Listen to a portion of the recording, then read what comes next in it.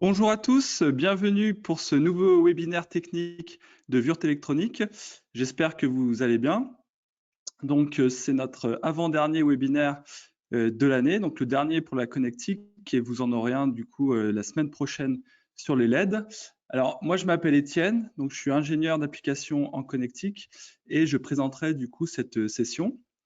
Je serai accompagné du coup de mon collègue Alexandre, donc, qui est formateur en connectique et du coup qui sera le modérateur pour répondre à vos questions.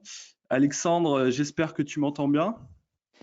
Bonjour à tous, oui, je t'entends très bien. Je suis donc Alexandre. Je vais répondre à vos questions durant toute la session. Alors, si jamais vous avez des questions, le mieux est de les poser directement tout au long de la session et de ne pas attendre à la fin. Comme ça me permettra de vous répondre en direct. Et si c'est tout à la fin, ce sera un petit peu plus difficile pour moi. Dans tous les cas, on répondra à toutes vos questions pendant la session ou par la suite. Voilà, merci et bonne session à tout à l'heure. Merci Alexandre. Oui, effectivement, vous êtes de plus en plus nombreux à nous écouter, donc n'hésitez pas vraiment à poser vos questions au fur et à mesure. Voilà, donc la présentation va durer environ 45 minutes et puis donc sera suivie de 15 minutes pour répondre aux dernières questions. Donc, pour poser vos questions, vous pouvez utiliser du coup l'interface comme ceci, donc à gauche si vous êtes sur un PC. Donc, en dessous de l'onglet audio, vous avez l'onglet donc questions. Et si vous utilisez du coup une tablette, par exemple un iPad, vous cliquez du coup en haut à droite sur le point d'interrogation. Voilà, donc si toutefois on n'a pas répondu à toutes vos questions, donc n'hésitez pas à nous envoyer un mail à isos-france@we-online.com et puis comme ça, on pourra reprendre contact avec vous. À la fin du webinaire, donc vous aurez un petit formulaire de satisfaction, donc n'oubliez pas de le remplir. Donc c'est vrai que c'est intéressant pour nous pour voir aussi si le webinaire vous a plu et puis aussi avoir votre avis donc pour des futures présentations. Voilà, donc, et si toutefois vous êtes arrivé donc, un petit peu en retard ou vous avez loupé une partie, n'hésitez pas à revisionner donc, le webinaire qui sera visible au même lien sur lequel vous êtes inscrit pour cette session.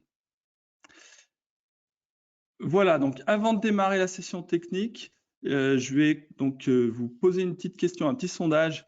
Ça nous permet, alors je le lance, ça nous permet du coup de savoir un peu par quel biais vous avez été informé et du coup de mieux communiquer aussi par la suite pour les prochains webinaires. Alors j'attends quelques secondes, je vois qu'il y a du monde déjà qui a voté. Voilà, pratiquement tout le monde a voté. Je vais clôturer. Merci pour vos réponses. Voilà, je vous l'affiche. Ce qu'on peut voir, effectivement, vous êtes nombreux à recevoir cette newsletter. Merci pour les informations. Voilà, j'enlève le sondage et du coup, aujourd'hui, on va parler donc de plating et de résistance de contact. Donc, le thème de la session, c'était donc quel plating choisir pour fiabiliser votre installation. Et c'est vrai que le plating, c'est un élément très important finalement de la résistance de contact. Donc, du coup, on va élargir aussi le sujet à tous les paramètres de la résistance de contact. La résistance de contact, c'est un sujet complexe. Hein. Il faut savoir qu'il y a beaucoup de chercheurs qui travaillent dessus dans le monde. Et du coup, ben voilà, nous, ce qu'on va vous apporter aujourd'hui, c'est aussi donc, les nombreux résultats de tests et d'expertise qu'on peut avoir sur nos produits. Et puis quand, par exemple, on peut avoir certaines réclamations, parce que c'est vrai que la résistance de contact, on va s'y intéresser surtout quand on peut avoir un problème. C'est vrai que le designer, il se pose la question surtout quand il a un problème.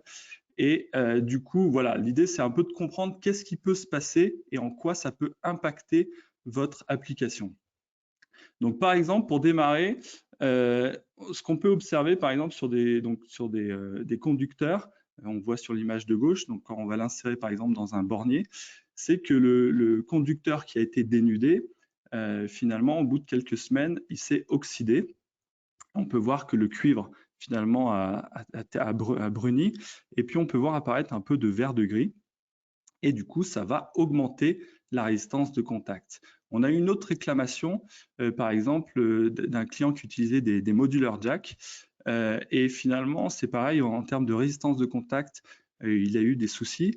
Et tout simplement, sur certains endroits, il n'avait plus de contact. Et du coup, il nous a posé la question pour qu'on puisse expertiser aussi le connecteur.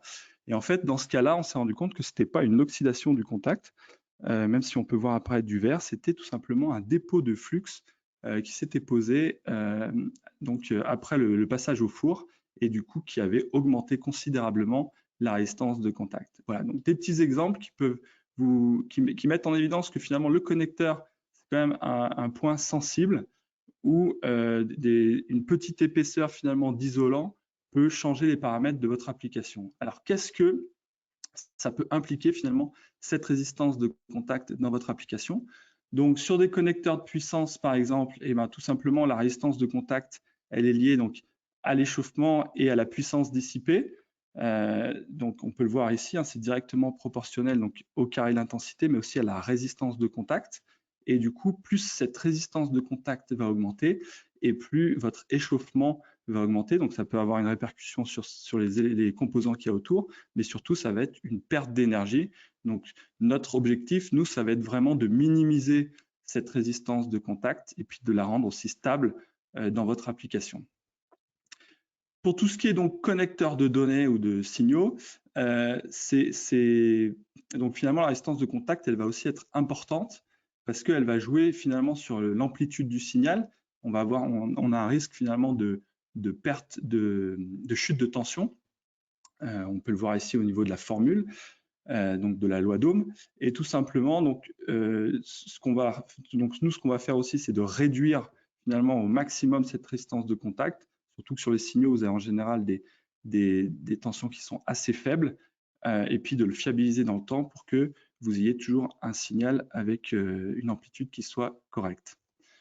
Voilà. Alors, au niveau de nos connecteurs, donc nous, en tant que fabricant, on va vous donner une résistance de contact que vous allez voir finalement sur la datasheet.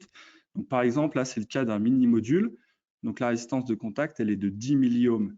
Alors ça va être une valeur maximale, donc 10 milliohms max. On verra que finalement, il y a une marge de sécurité.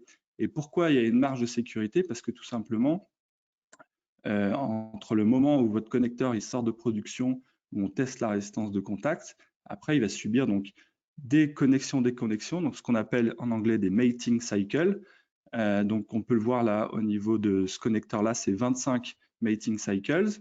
Et puis il va aussi pouvoir être dans un environnement où on aura de la vibration. Donc nous on va tester finalement après tout un tas de tests de vibration que la résistance de contact n'a pas augmenté. Comme on l'a dit tout à l'heure, finalement, le principal problème, ça va être l'oxydation finalement des contacts.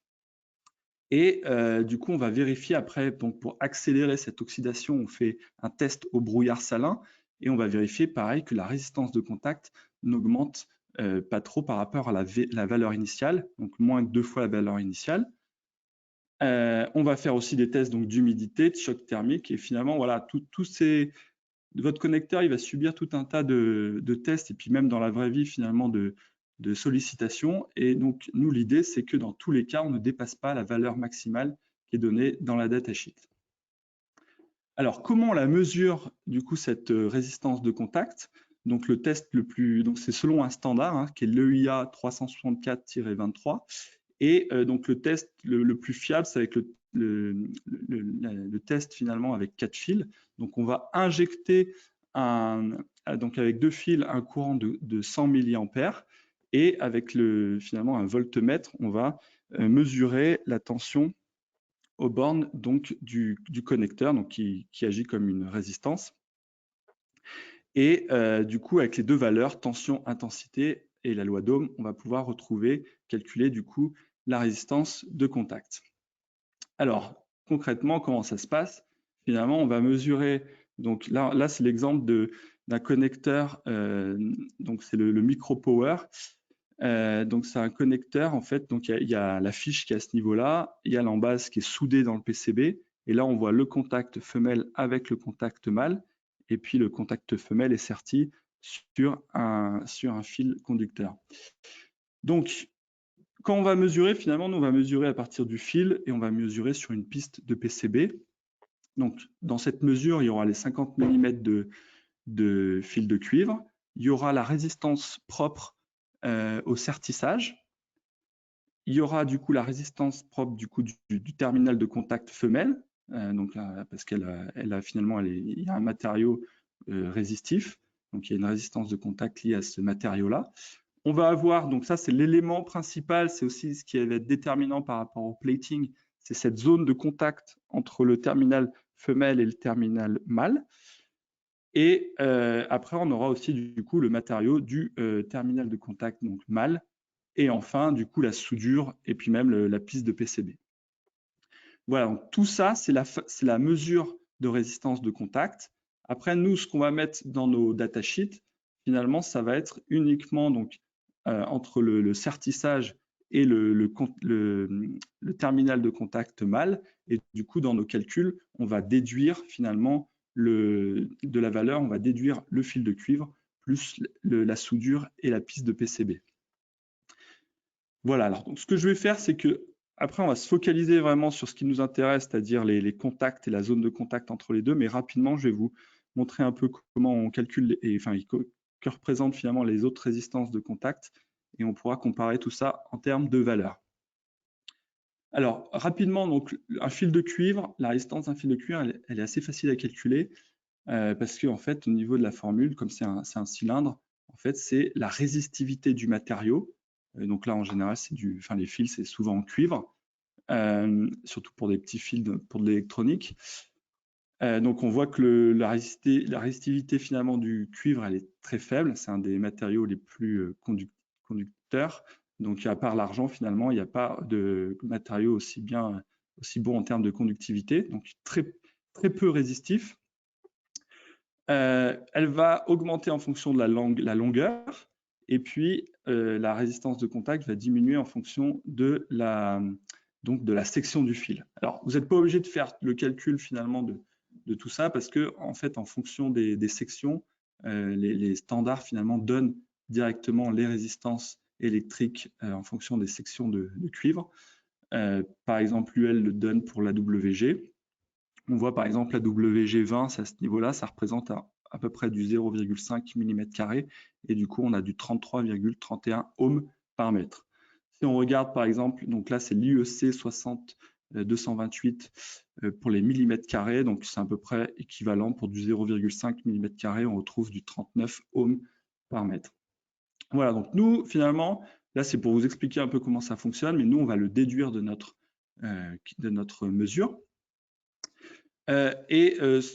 Là, en fait, pour du 16 AWG sur 5 cm, pour notre cas particulier, en fait, ça représente donc 0,7 milliohms. Donc, par rapport au 10 milliohms max, c'est pas énorme.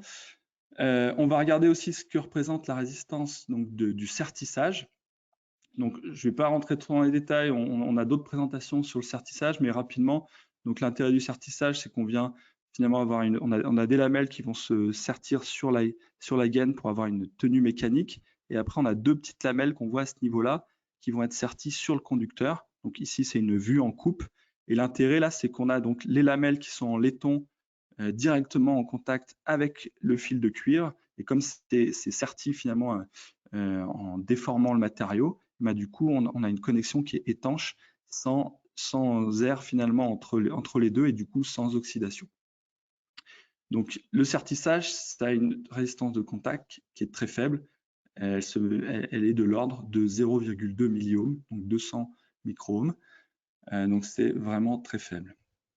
Voilà, donc rapidement, on va aussi mesurer un peu ce que représente donc la résistance due à la soudure du côté PCB pour aussi le déduire. Donc là, on est sur de l'étain. Donc l'étain, il a une résistivité qui est quand même beaucoup plus importante que le cuivre, par exemple. Après, c'est vrai que c'est des épaisseurs qui sont quand même assez fines. Mais du coup, ça représente, on le voit de l'autre côté, donc les 0,5 milliohms qu'on va aussi déduire finalement de notre calcul de résistance de contact. Voilà, donc maintenant, on va s'intéresser plus en détail du coup vraiment à cette zone de contact et aux matériaux propres des contacts, des terminaux de contact. Donc, finalement, on va parler donc de ces 3 résistances de contact-là. Donc, je vais vous présenter de manière un peu plus détaillée, du coup, les différents matériaux qu'on peut utiliser pour nos terminaux de contact. On va parler de limite élastique, de pression finalement de contact. Je vous parlerai des A-spots, donc c'est quelque chose d'assez pointu par rapport à la zone de contact. Et puis, on passera du temps justement à discuter des différents types de plating, des matériaux de plating, plus en détail, les avantages de chacun, pourquoi on utilise tel plating dans tel type de connectique. Et du coup, on abordera aussi 3 thèmes qui sont intéressants justement pour tout ce qui est plating. Ce sera donc la fretting corrosion, donc c'est la corrosion liée à la vibration. Le hot swap, c'est la déconnexion sous charge. Et puis la corrosion galvanique. Voilà, donc pour démarrer, on va parler maintenant donc, des matériaux, vraiment des terminaux de contact, donc pas du plating, hein, le matériau propre au contact. Et finalement, le choix du matériau, il va dépendre tout d'abord de la conductivité du matériau. Donc pour les terminaux de contact, on va beaucoup utiliser du coup le laiton. Donc c'est un alliage de cuivre qui est moins conducteur finalement que le cuivre, c'est 30% de conductivité par rapport au cuivre. Donc là, l'IACS, c'est le pourcentage de conductivité par rapport au cuivre. C'est un index qui est standard finalement, et on compare la conductivité par rapport au cuivre. Alors le cuivre, on l'utilise jamais finalement pour faire directement nos contacts parce que tout simplement il est trop mou. On parlera après de sa limite élastique, mais finalement il se déformerait trop. On va utiliser aussi donc le copper beryllium, donc c'est un alliage de cuivre qui est assez cher, qui a une conductivité un peu similaire au laiton, mais qui a des avantages après mécaniques. Et pareil, on va utiliser aussi le phosphore bronze, qui est un peu moins conducteur que le laiton, mais qui est très intéressant mécaniquement. Voilà, l'aspect mécanique, donc c'est vrai que nous, les connecticiens, on est plutôt des électromécaniciens que des électroniciens purs. Et c'est vrai qu'on va s'intéresser beaucoup justement à la résistance des matériaux, à la tenue aussi mécanique des matériaux. Et du coup, je vais vous parler maintenant donc de la zone élastique et de la zone plastique. Alors, qu'est-ce que c'est finalement la zone élastique? Et bien, un matériau, donc un métal, quand on va le déformer jusqu'à une certaine déformation, il va pouvoir revenir en position. Donc, il sera dans ces cas-là dans une zone élastique. Donc, on peut le voir par exemple entre un terminal femelle et un terminal mâle. Donc, on l'insère. Donc, pour qu'il y ait toujours une pression, on verra tout à l'heure, mais c'est important qu'il y ait toujours une pression pour garantir une faible résistance de contact. Donc, il y a cet effet ressort. Et ce qui est important, c'est que le contact femelle puisse revenir finalement au même écartement. Et c'est ce qu'on observe à ce niveau-là. Donc, si on insère le contact de 0,9 comme c'est prévu, et ben en fait, l'écartement entre les deux était de 0,6 à la base et il revient donc à 0,6. Donc, on est bien dans la zone élastique. Après, si on fait un test avec un terminal plus large, donc là, on est environ à 2 mm, donc qui n'est pas fait pour ce terminal femelle, mais c'est pour montrer un peu la déformation. Et bien là, du coup, on va sortir de la zone élastique et on va arriver dans la zone plastique. Alors, on ne le voit pas très bien sur la vidéo par rapport à l'écartement, mais si on mesure, et ben du coup, on n'est pas revenu à 0,6 après la connexion des connexions, on est arrivé du coup à 1 mm. Alors c'est important, nous, comme on veut toujours garantir par rapport au nombre de cycles, toujours cet effort de contact pour avoir vraiment la résistance de contact la plus faible, c'est important que nos produits aient une limite élastique assez élevée. Et c'est pour ça qu'on n'utilise pas par exemple le cuivre parce qu'il a une limite élastique qui est que de 250 mégapascales. On va utiliser donc le laiton souvent pour des composants qui sont plutôt assez épais. Et après, quand on va avoir des contacts un peu plus fins ou avec un besoin finalement de plus de précision en termes de géométrie, du coup, on va utiliser par exemple le copper beryllium ou le phosphore bronze, qui ont une limite élastique beaucoup plus élevée. Par exemple, si on regarde le mini-module dont on parlait tout à l'heure, ce produit, donc déjà, il va se raccorder au niveau des nappes par des petites fourches IDC. Donc en fait, on insère en force la nappe dans les fourches IDC. Et il ne faut absolument pas que les deux petits pics de la fourche se déforment. Donc, il faut qu'ils aient une bonne limite élastique et puis qu'ils restent finalement en position après l'insertion de la nappe. Et c'est pareil, c'est aussi un composant qui est utilisé par rapport aux vibrations. J'en reparlerai plus en détail tout à l'heure. Mais du coup, vous voyez, au niveau du design, il y a un petit effet ressort comme ça. Et du coup, on a besoin d'un matériau qui ait une limite élastique élevée. Du coup, c'est pour ça qu'on va utiliser du phosphore bronze. Voilà. Un dernier aspect pour parler de tout ce qui est vraiment matériaux de base de nos contacts, ça va être donc la relaxation. Donc la relaxation, c'est lié finalement à la limite élastique. C'est finalement la relaxation, ça va être donc finalement avec le temps, le matériau donc va perdre un petit peu sa limite élastique, et du coup ne va pas pouvoir finalement assurer cette pression de contact aussi importante qu'au début. Et en fait, tous les matériaux finalement n'ont pas la même relaxation. Notamment, on voit par exemple donc le laiton, pardon, il en a un petit peu plus, mais on voit qu'il y a des matériaux comme le cuivre beryllium ou le phosphore bronze qui ont une relaxation beaucoup plus faible, c'est-à-dire que finalement, même avec le temps, ils vont toujours avoir la même limite élastique et toujours assurer la même pression de contact sur, par exemple, le conducteur ou la partie mâle.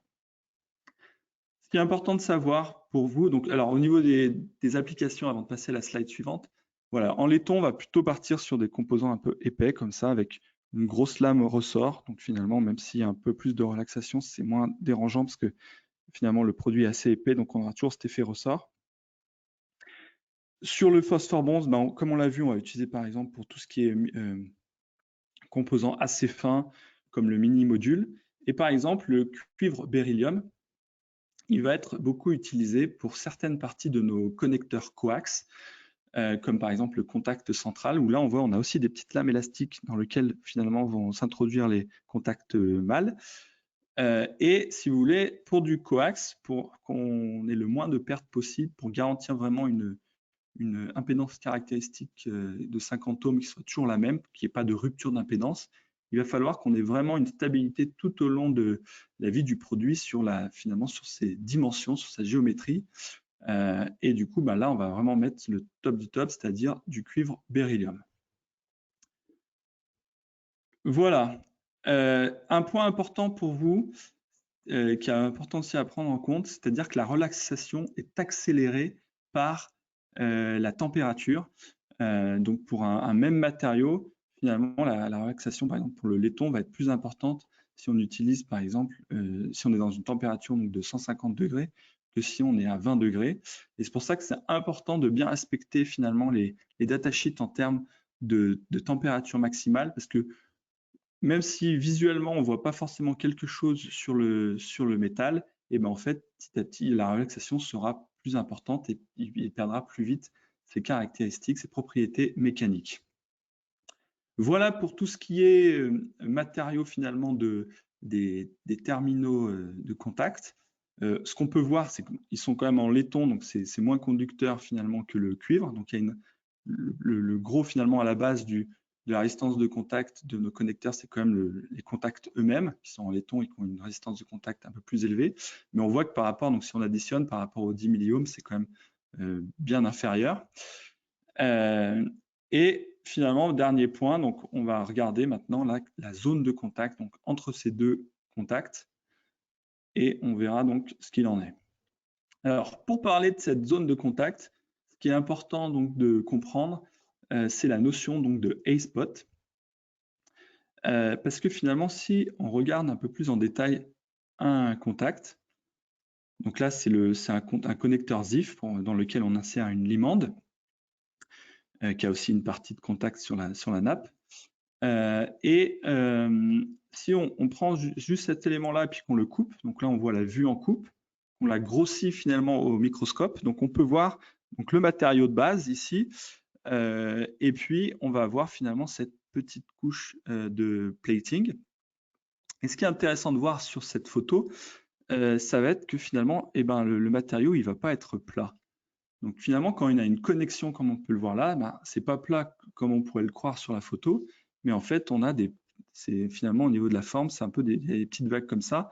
Et du coup, on aura des zones de contact qui seront finalement limitées. C'est ce qu'on appelle les A-spots. Donc les A-spots, c'est vraiment ces petites parties qui sont en contact et dans lequel finalement le courant va passer principalement. Pour aller plus loin, en fait, il y a quand même un peu de courant qui passera dans ce qu'on appelle, donc il y a un petit film qui est lié à l'humidité, la pollution, donc qui sera aussi utilisé pour faire passer du courant finalement, mais qui est quand même assez résistif. Et la résistance de contact donc sera la somme de ces A-spots plus de ce film de pollution qu'on peut voir apparaître. Et tout ça pour dire que finalement, si vous avez un nombre de A-spots limité, vous avez une concentration de courant dans ces A-spots et du coup une résistance de contact aussi plus élevée. Et nous, l'intérêt quand on design notre produit, ça va être d'augmenter au maximum finalement le nombre de A-spots. Et comment on le fait? On le fait finalement avec la pression, donc avec l'élasticité par exemple là du contact femelle, qui permet d'assurer toujours une certaine pression. Et plus la pression augmente jusqu'à une certaine limite, on a une asymptote, et ça va augmenter le nombre de A-spots. Et si on regarde en termes de résistance de contact, du coup, ça va la diminuer jusqu'à qu'elle soit stabilisée. Et puis après, en fait, il y a un compromis aussi à avoir au niveau de la pression, c'est-à-dire que plus on augmente la pression, et plus après, quand vous allez faire des mating cycles, des insertions, on va augmenter l'abrasion. Donc nous, en fait, on va trouver finalement le bon compromis pour avoir la résistance de contact la plus faible, et puis aussi l'abrasion la plus faible aussi. Voilà pour tout ce qui est pression. Tout ça, ça nous permet d'introduire justement maintenant la notion de plating, et puis qui sera à prendre en compte pour la résistance de contact.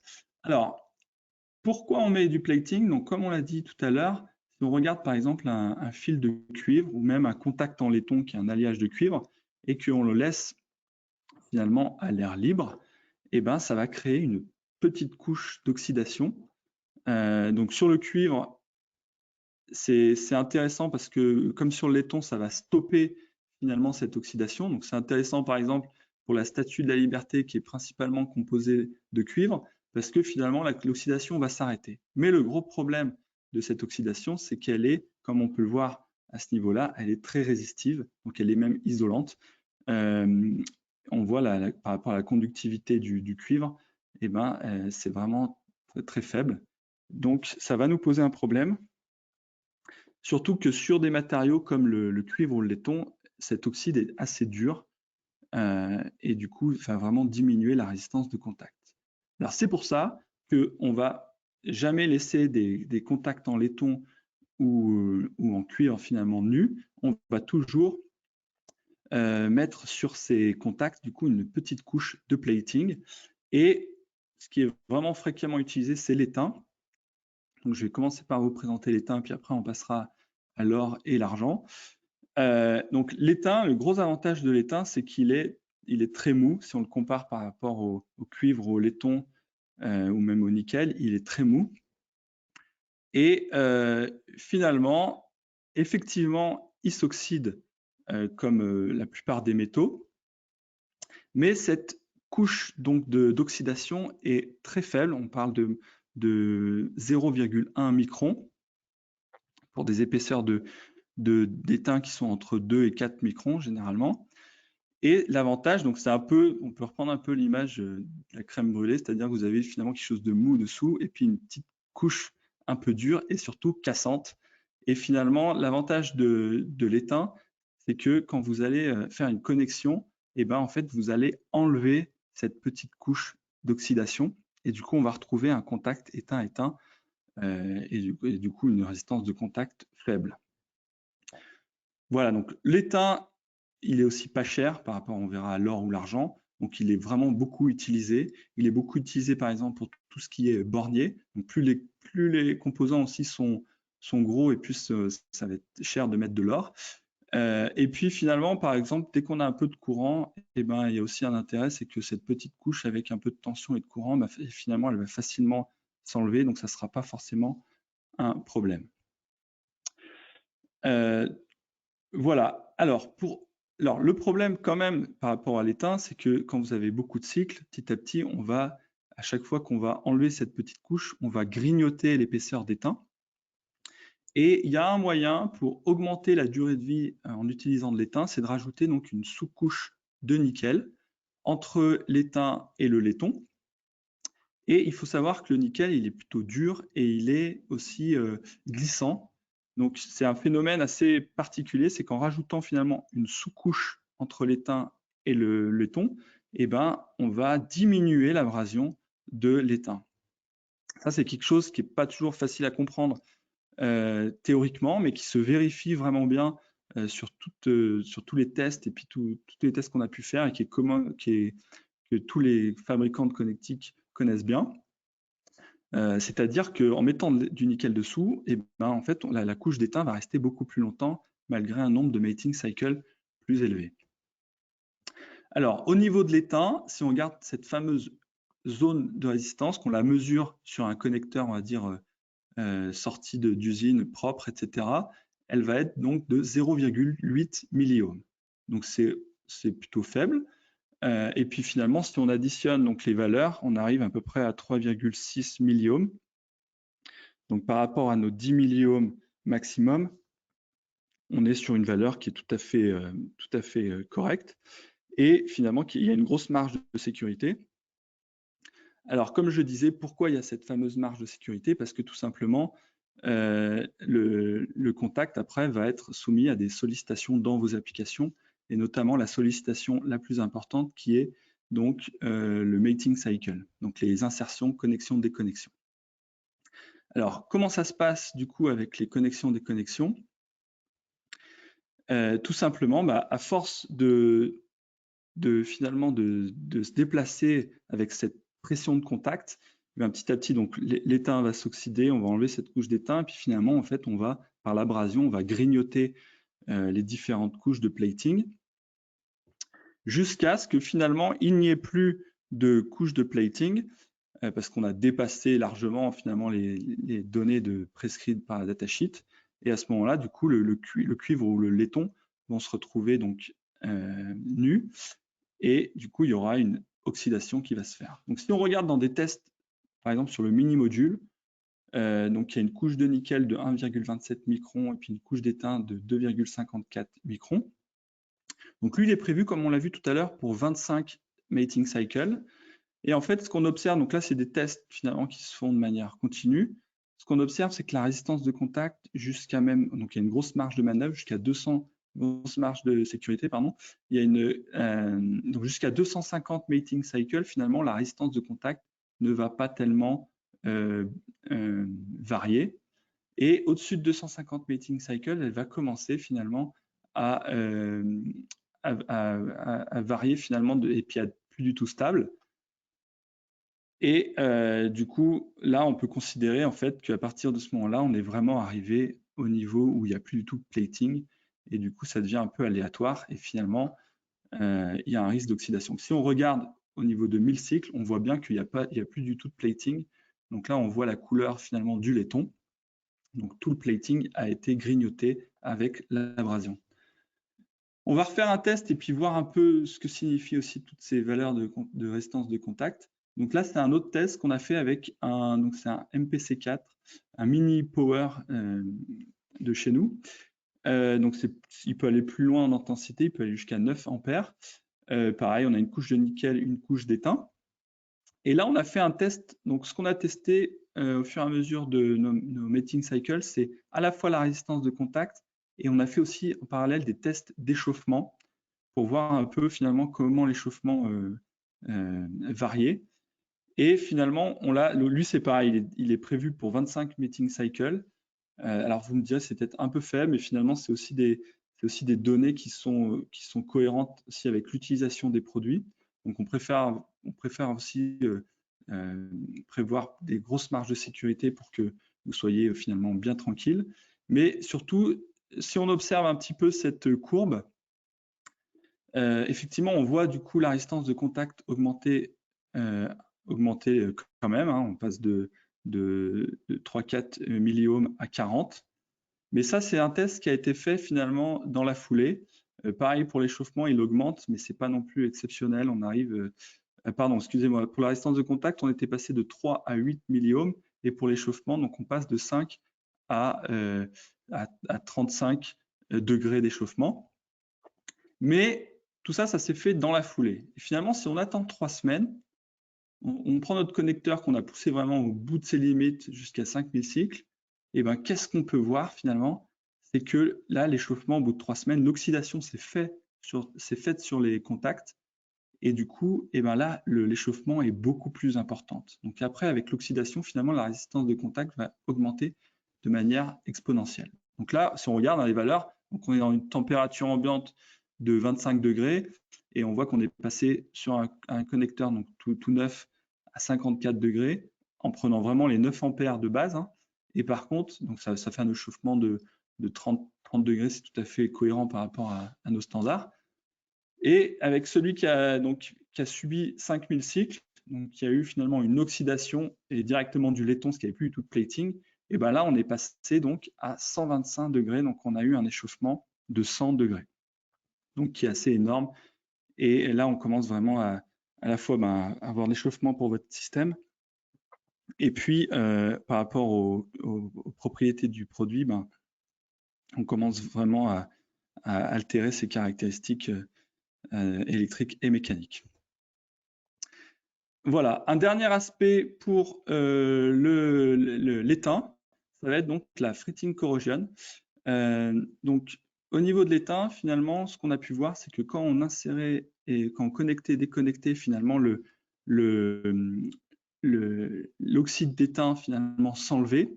Et la fritting corrosion, donc c'est lié aux vibrations. Donc on fait des petits tests, là on voit le bol vibrant de vibrations. Et ce qu'on peut constater, et bien en fait, sur des micro-mouvements comme ça, c'est que effectivement, l'oxyde d'étain se casse, mais elle va stagner entre les deux et petit à petit, elle va s'accumuler. Donc, du coup, on aura une résistance de contact qui va augmenter et on va avoir donc des problèmes par rapport à vos connecteurs, surtout quand vous avez pour les connecteurs de signaux où ça va être problématique. Alors, juste pour vous rappeler, on a donc un connecteur un peu spécifique qui est vraiment dédié à tout ce qui est vibration. Donc ici, on voit la connexion où il y a l'effort de contact. Et en fait, pour éviter que justement les vibrations se fassent à ce niveau-là, on a un design un peu en forme de ressort qui permet du coup d'absorber ces fameuses vibrations. Voilà, je regarde l'heure qu'il est. On est déjà 11h38. Je vais continuer. Donc, rapidement, ce qu'il faut comprendre pour l'étain, c'est que, alors il est intéressant, donc déjà on l'utilise beaucoup parce qu'il est quand même beaucoup moins cher que l'or. Il est intéressant parce qu'il a une très bonne soudabilité, donc parce que du coup on est sur de l'étain-étain. Par contre, voilà, il n'est pas très résistant à l'abrasion et du coup, c'est pas fait pour des milliers de cycles. C'est plutôt fait pour des dizaines ou centaines de milliers de cycles en fonction de si vous mettez ou pas, du coup, une sous-couche de nickel. Voilà, je vais aller un peu plus loin. Juste une information, c'est qu'il ne faut pas juste, quand vous comparez finalement des produits, tout ne dépend pas uniquement finalement de l'épaisseur des différents platings, mais ça dépend aussi du design, parce que finalement, en fonction du design, on aura un effort de contact plus ou moins important. Et ce qui est important, c'est surtout de regarder finalement les tests et les durées de vie prévues par le constructeur, que de comparer simplement les épaisseurs d'étain ou de nickel. Voilà, donc on va passer à l'or. Donc l'or qui est finalement très conducteur. Donc effectivement, si on veut vraiment pas avoir ces problématiques donc d'oxydation et puis de fretting corrosion et puis avoir une durée de vie plus importante, et ben l'or est un métaux qui va être très intéressant parce que finalement il ne s'oxyde pas ni à l'humidité, ni au sel, ni à la plupart des produits chimiques. Il peut rester finalement à l'air libre sans s'oxyder. Et du coup, on aura une résistance de contact plus importante, plus faible, pardon.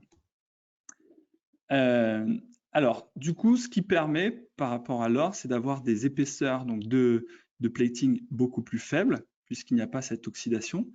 Donc, on va plutôt parler donc, de 0,01 à 0,02 microns. En fait, on parle de flash gold. Et par rapport à l'or, il faudra toujours prévoir donc, une sous-couche de nickel, parce que sinon, il y a une corrosion galvanique qui se fait, donc j'en parlerai un peu plus tard, entre l'or et le laiton. Et en plus, finalement, le nickel, comme pour l'étain, augmente du coup le côté, la diminution finalement de l'abrasion et augmente la durée de vie. Voilà.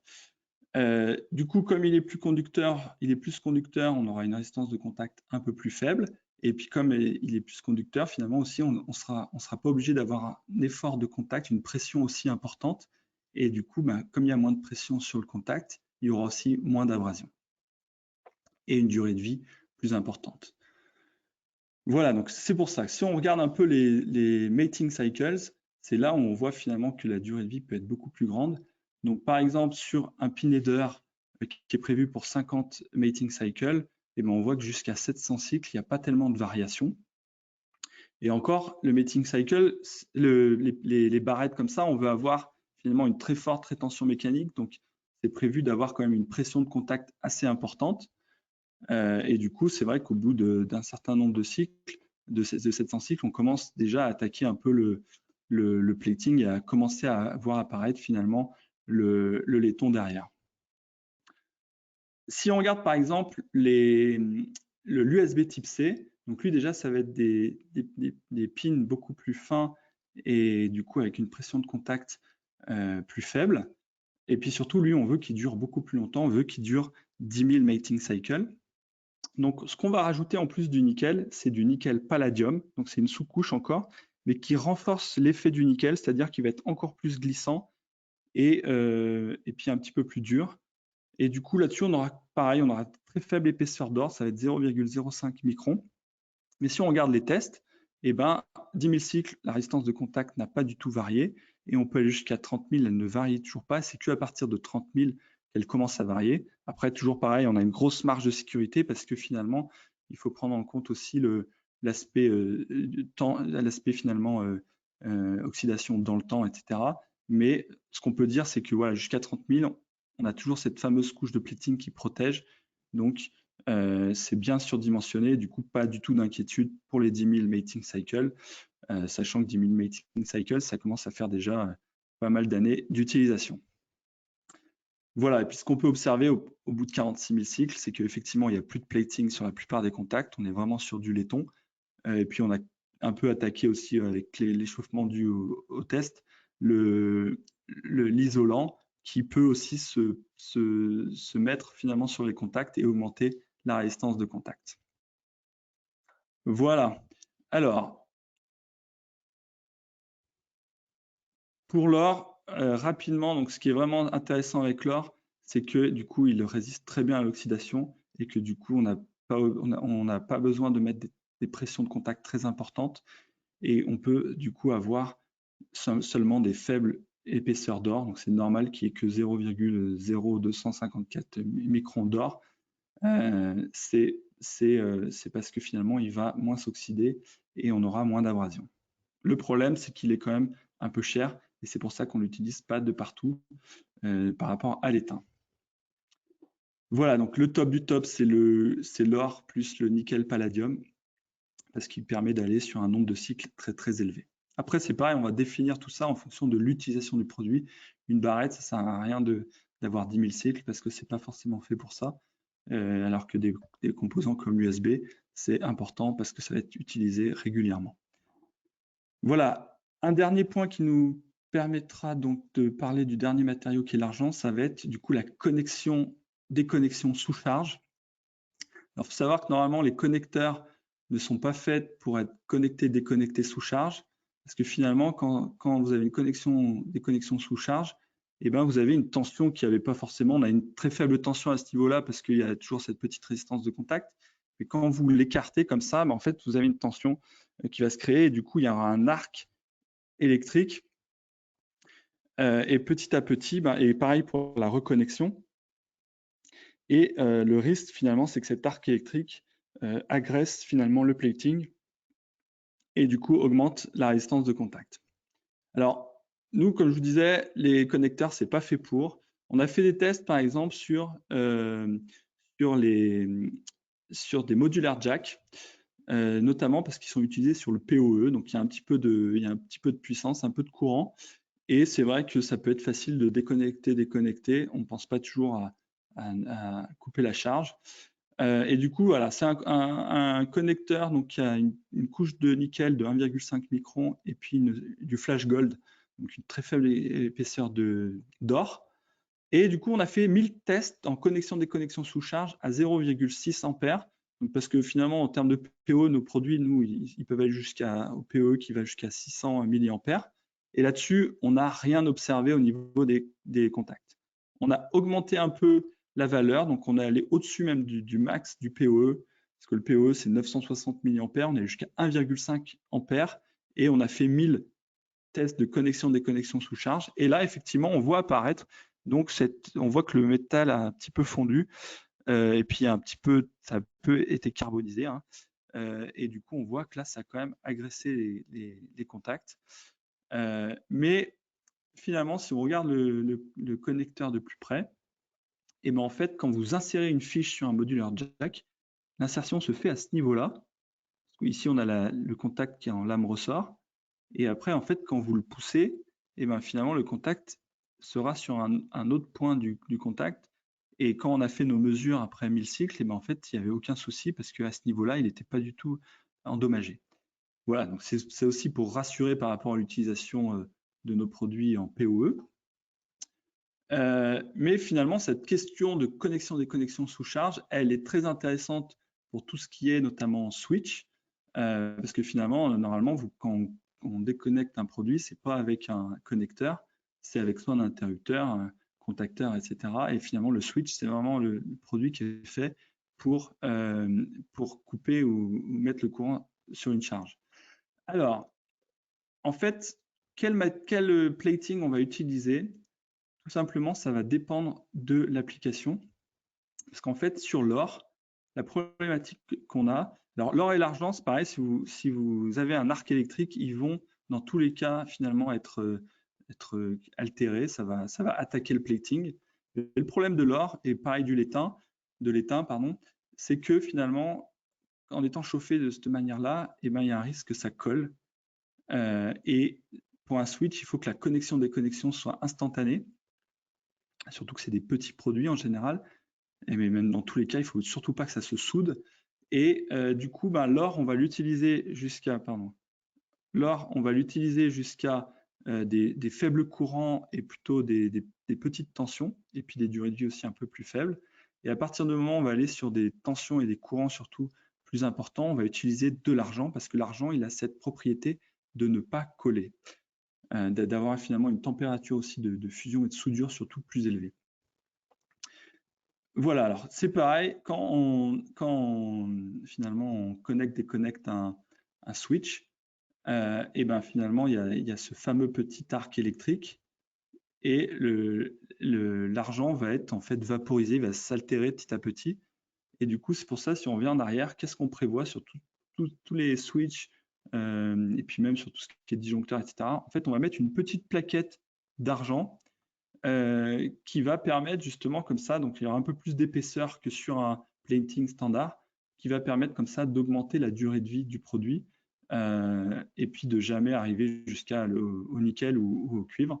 Donc c'est spécifique, on va dire, au switch d'avoir cette petite plaquette d'argent, parce que finalement l'argent, qui est très bon conducteur, c'est le meilleur conducteur qui existe, ne colle pas quand on a cet effet d'arc électrique. Voilà pour l'argent. Donc après, la durée de vie d'un switch va dépendre surtout du coup, en fonction du courant et de la tension, va dépendre du coup de l'épaisseur de cette petite pastille d'argent. C'est utilisé aussi dans tout ce qui est application électrique, sur tout ce qui est disjoncteur, interrupteur, etc. Voilà pour la déconnexion sous charge. Donc, pour l'argent, on l'utilise peu. Déjà, il est cher. Et puis, finalement, il va être surtout utilisé pour ses fonctions, on va dire, de résister finalement à cette soudure électrique. Donc, surtout utilisé pour les switches. Allez, avant de terminer la formation, parce que je vois que j'ai déjà un petit peu dépassé, en même temps, j'avais pas mal de choses à vous dire. Un dernier point qui est important pour vous, qui permet déjà de comprendre la sous-couche de nickel, c'est qu'il y a, par rapport au risque de corrosion galvanique, en fait, tous les métaux ont un index anodique différent et en fait, ils vont réagir entre eux s'ils sont à l'air avec de l'humidité ou qui est quelque chose qui peut être un peu corrosif, et notamment l'or qui réagit avec beaucoup de métaux. Donc ça, c'est un tableau en fait ce qui permet de voir finalement la réaction entre les produits, la corrosion galvanique.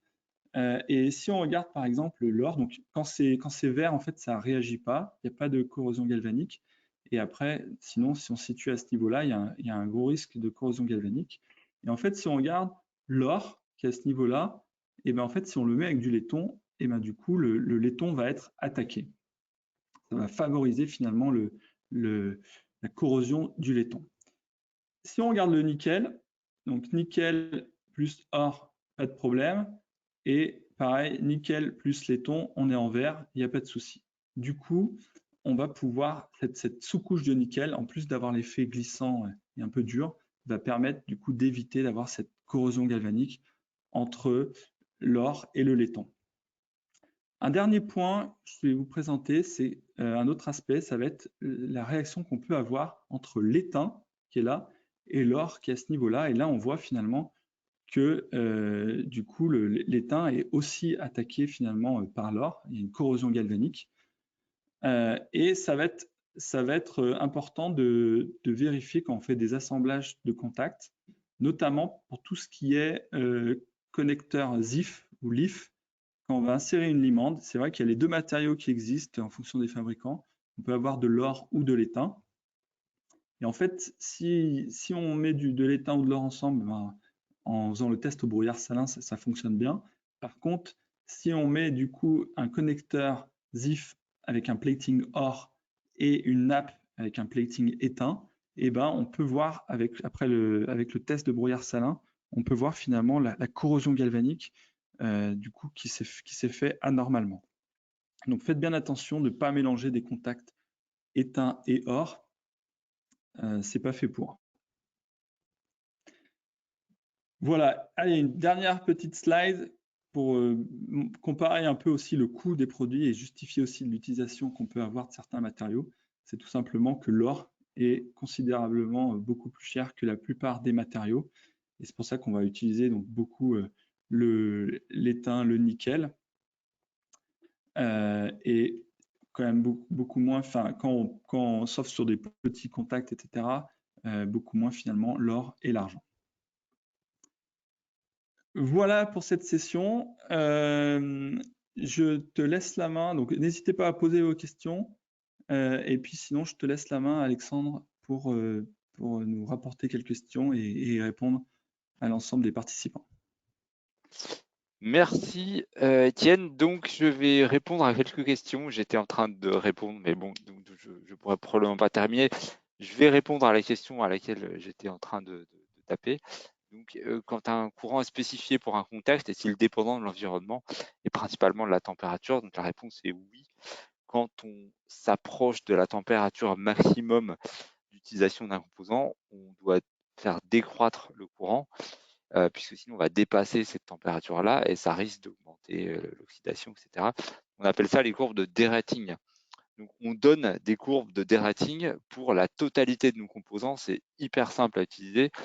On peut vous les envoyer. On a une application note pour ça.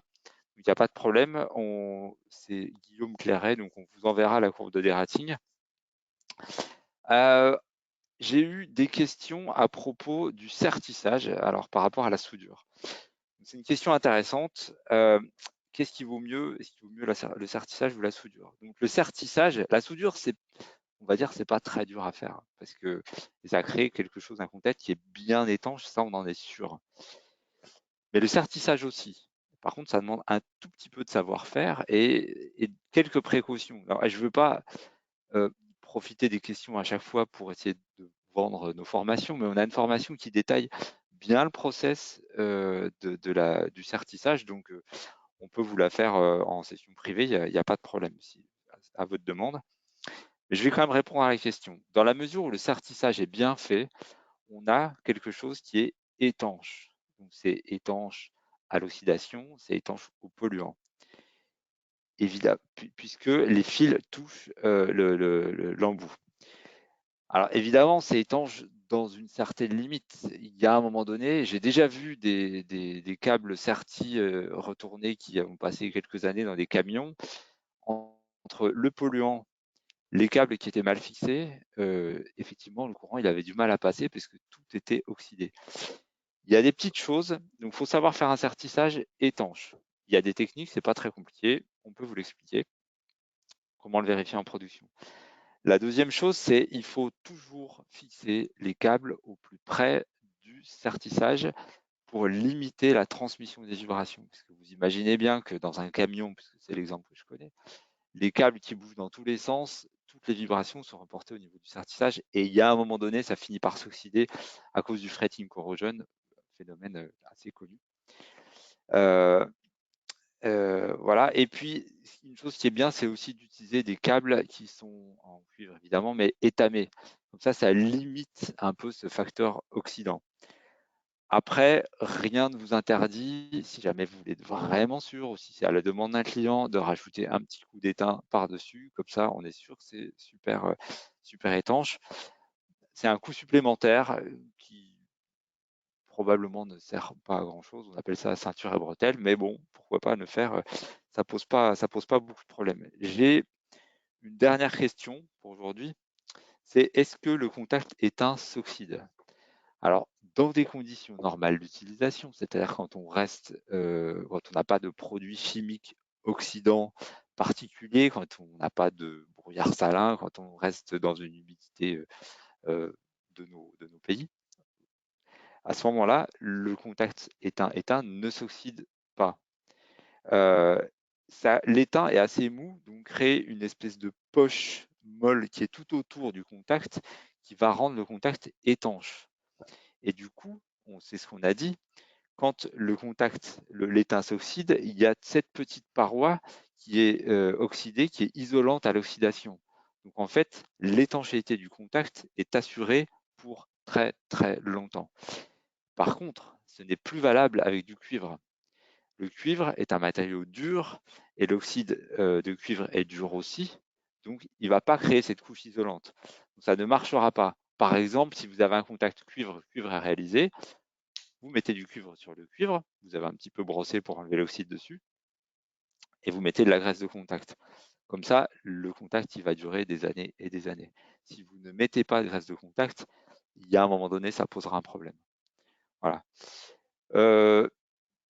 Je pense qu'on va s'arrêter là pour aujourd'hui. Je vais essayer vite de répondre aux questions et si jamais c'est pas possible dans cette session-là, nous vous répondrons après la session. On répondra de toute façon à toutes les questions. Je vous remercie de votre participation et je te redonne la main, Étienne, pour la conclusion. Merci Alexandre. Oui, je voulais rebondir.